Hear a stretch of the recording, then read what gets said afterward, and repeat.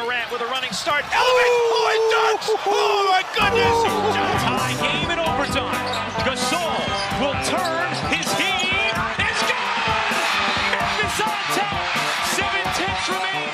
Conley now with three. Counted. A 15-point lead for Memphis. And Blake Griffin gets into it on the floor with Randolph. Hard to tell if there are any punches being thrown under there, but Griffin took acceptance. Adams going long. Morant. He hit it. Jamorant. Insanity. You gotta be kidding me. Welcome to Grits and Grinds, a Memphis Grizzlies podcast. Grizzlies win edition. My name is Keith Parish.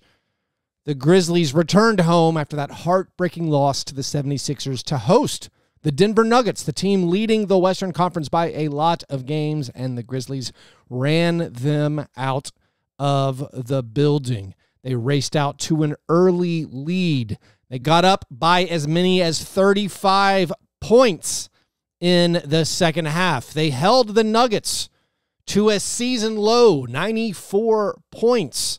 By the way, that 35-point deficit, that was the biggest deficit the Nuggets have faced in any game this season. They held Nikola Jokic to a season low, tying 3 assists.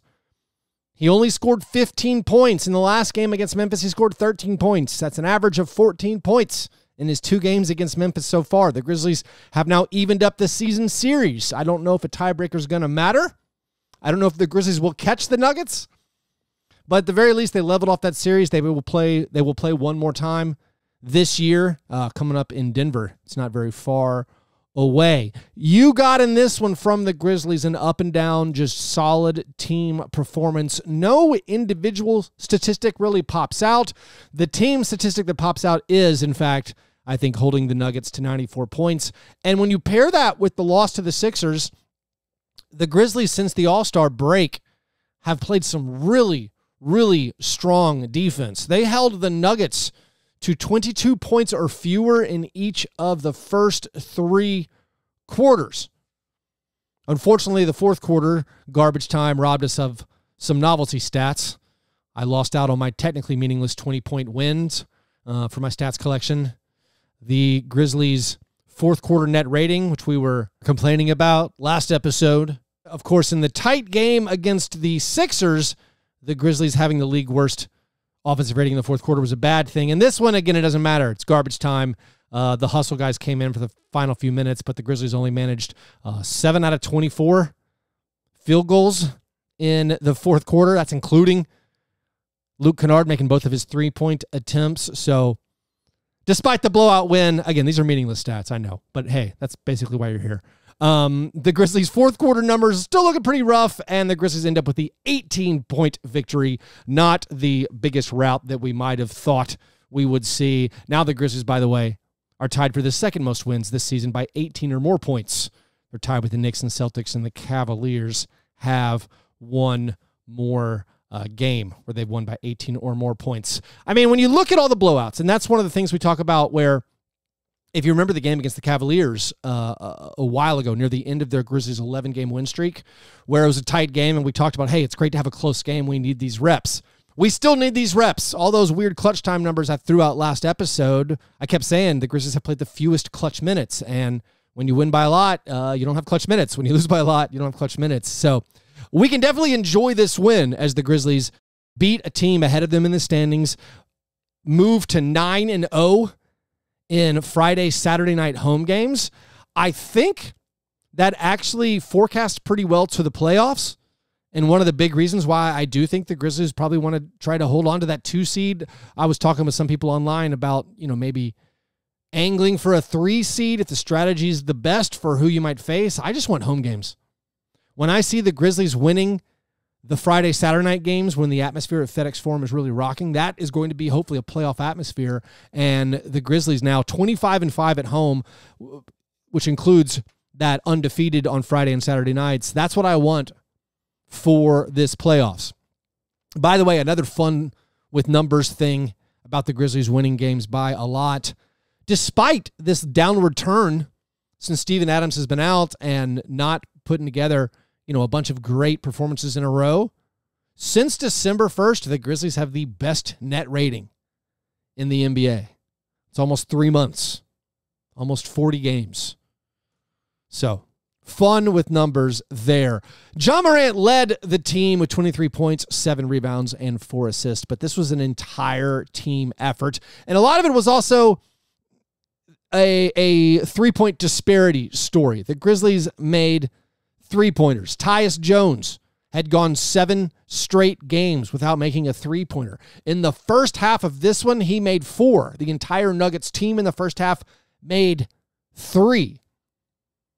The Nuggets came into the game as the league's most accurate three-point shooting team, and they fell behind by a ton because they couldn't make any three-pointers. They were also very careless with the basketball. Credit to the Grizzlies, again, locking down the Nuggets. They got a lot of turnovers, the points off of turnovers. Also, some of it was poor execution by the Nuggets. There were 3 entry passes in the first half that the Grizzlies intercepted where the guy guarding the passer picked off the pass. Not the person guarding maybe the post player where the pass was going. No, the person... Like you had one where Santialdama is guarding Jeff Green. Jeff Green throws a lazy pass. Santialdama just grabs it, goes coast to coast, finishes for the bucket. So it was a terrible performance for the Nuggets and a very, very good and needed performance for the Grizzlies. And that is how you end up with the lopsided score. Like, not much was asked of the Grizzlies starters. Desmond Bane had 10 points, only made 1 out of 7 three-pointers. Jaren Jackson Jr. had 7 points, 3 rebounds, and 1 block. One thing that did turn out great for the Grizzlies starters was the performance of Xavier Tillman. I have been an advocate for Brandon Clark starting, and I haven't totally figured out what decides whether Xavier Tillman or Brandon Clark gets the start when Steven Adams is out. My working theory was if there's a center with size that is a high-usage offensive player, usually that means Xavier Tillman. Of course, against the Sixers, they started Brandon Clark, so that kind of works against that. But of course, in the Sixers game, they reversed course at halftime where Xavier Tillman came out starting the second half. So maybe that's still the formula. But Xavier Tillman in the start made all 6 of his field goal attempts. He gets a lot of credit for how Nikola Jokic underperformed his season averages. But Tillman had 12 points, 7 rebounds, 4 assists, was a team best plus 25. So Tillman with a huge game, and then adding to the firepower off the bench where Tyus Jones made those 4 first-half three-pointers on his way to a season-high tying 5 made three-pointers. Luke Kennard also lit it up off the bench, although a lot of his was kind of garbage time-ish. Luke Kennard, who turned down an early three-pointer, which I was concerned about because that's the book on him, that he will turn down some shots. He had a reasonably open look from the corner. I guess he was concerned about Nikola Jokic closing out. Looked like a great shot from the corner. He passed it up. But then later in the game, he was part of the Grizzlies pulling away as he drilled 4 three-pointers, finished the game 4 out of 5 from downtown. He is now, as a Grizzly in 3 games, 5 for 6 on corner three-pointers, which is absolutely sweet. He's made 7 of 11 three-pointers in his 3 games with the Grizzlies. Another starter who had a solid performance that was a great relief to see was Dillon Brooks. Dillon Brooks shot over 50% from the field for the first time since January 4th. Dillon made 3 of 5 on his 2-point attempts, 2 of 4 on three-pointers, got an assist and a steal. This one really got away from the Nuggets when Nikola Jokic checked out of the game in the first half. That is a thing that happens for the Nuggets. Yeah, the Grizzlies were up 8 when Jokic went to the bench, but once the Nuggets played their second unit and then the Grizzlies' second unit performed really, really well, the Grizzlies' second unit ran off 14 straight points near the start of the second quarter. So by the time Jokic then checks back in, they're down by 20, and they couldn't really ever muster any form of a rally. That second unit for the Grizzlies, so once again, we're dealing with the The hustle guys were available, but they were basically out of the rotation. The second unit seems to be, for the time being, Tyus Jones, Luke Kennard, John Conchar, Santialdama, and Brandon Clark. Now, we're going to have some big questions when Steven Adams comes back. I don't have the injury report. It's not out yet for the Lakers game on Tuesday night. That will mark 5 weeks since they said he would be out 3 to 5 weeks. It doesn't feel like he's going to be back. Maybe we can cross our fingers and he gets the doubtful tag designation for this one, so then maybe he'll rejoin the team on the road trip that comes up after that. But once Steven Adams comes back, I don't know what you do. Does Xavier Tillman go from starting to no minutes? Does he replace Brandon Clark on the second unit? Will they move Santi to the 3 and play Santi, Brandon, and Xavier Tillman as a 3-4-5 on the second unit? I'm not sure. I think we're all pretty sure that Santialdama isn't losing any minutes. Tyus Jones and Luke Kennard, I don't think are going to lose any minutes. And I wouldn't think Brandon Clark would. So, but again, that's the question mark. So what's going to happen once Steven Adams comes back? But in this one, you had the second unit, like I said, with Tyus Jones and Luke Kennard leading the way, being the first bench wing players to go for double digits in a long time, as they both knocked down a bunch of three-pointers on their way to having a nice scoring output. But the start of the second quarter, when the Grizzlies did have that 14-0 run, it was Desmond Bane and Jaren Jackson Jr. anchoring a bench lineup where you had Tyus Jones, John Conchar, and Brandon Clark, with Bane and Jaren Jackson Jr. Of course, as we know, Brandon Clark plus Jaren Jackson Jr. plus Desmond Bane is a net rating cheat code. Well, it got bolstered in this one. Also, Conchar keeps living that good life. All lineups with John Conchar normally turn out okay. So the Grizzlies, powered by Tyus Jones' huge first half, go on that 14-0 run to blow it open in the first half. By the way, speaking of Santialdama, Slim Spain, Spanish Fly, the Santichrist, the dude has some swagger. Maybe the play of the game, I'm not sure what the play of the game was. Play of the game is probably one of two things. I think it might, for me, probably the ball movement of the Grizzlies offense that ended up with Santi getting the ball in the corner, and then him just like real cocky, like real swagger. We'll go with swagger, with a lot of swagger, goes fully upright, does kind of a hesitation dribble, and then drives baseline and kicks it to Kennard in the corner, who drains a 3. Just a great play. That combined with Santi's sort of almost 360 alley-oop in the Sixers game. Santi's been doing a lot of plays with flair. What a very enjoyable guy to watch play basketball. It's okay if he only made 1 out of 5 threes in this one. He picked up 2 steals and had a great highlight play. But I guess the other highlight play would be the one where jamorant chased down a defensive rebound and then did a lot of herky-jerky movements up and down the court, baited Michael Porter Jr. into fouling him. Felt like Kyle Anderson, the way he Euro-stepped, almost came to a stop, absorbed the contact, made a layup.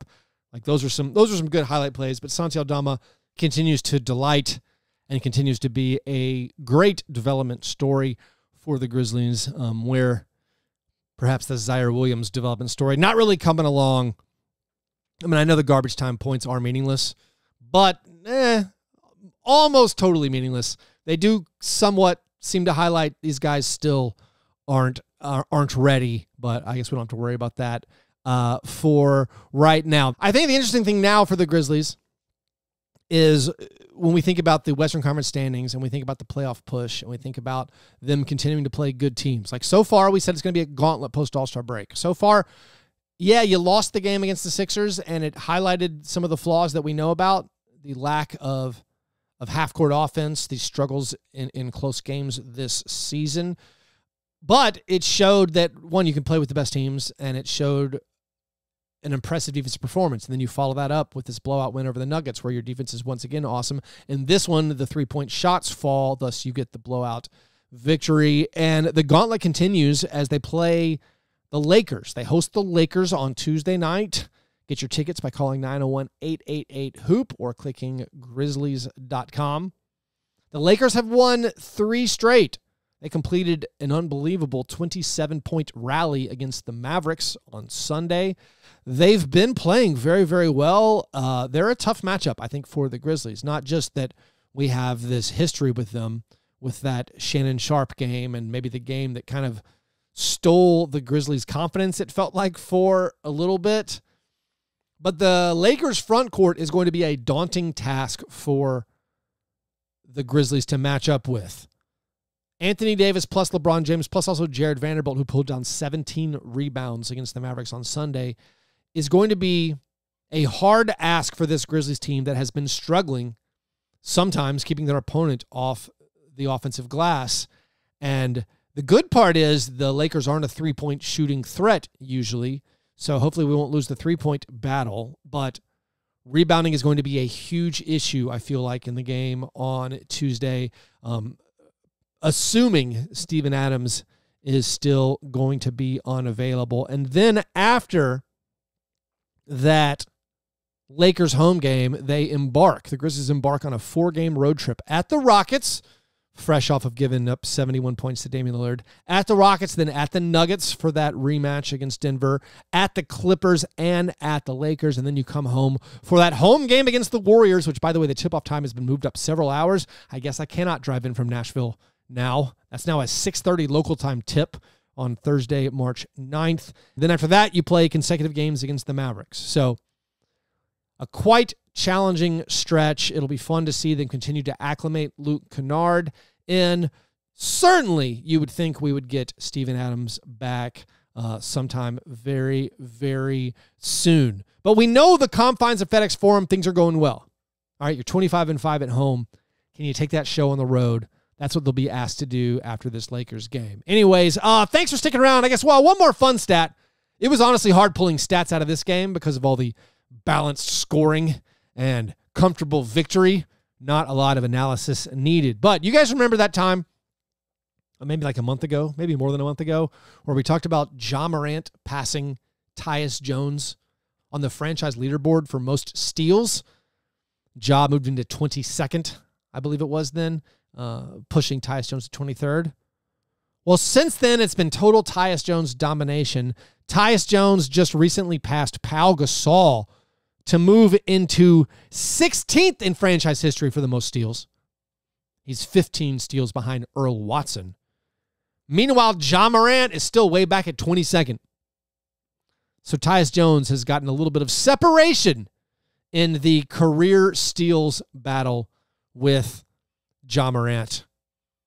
A little fun bit of trivia for you guys for sticking around for this episode and hanging out towards the end. Anyways, thanks everybody for listening to these shows. Please tell other Grizzlies fans about the program. Thanks to everybody, by the way, who came out to the watch party again in Nashville for that Sixers heartbreaking loss last Thursday. We had a lot of fun despite the game. Please subscribe to the YouTube channel, the Grits and Grinds YouTube channel. Anyways, hope you're having a great Monday. I'll talk to you soon. Go Grizz.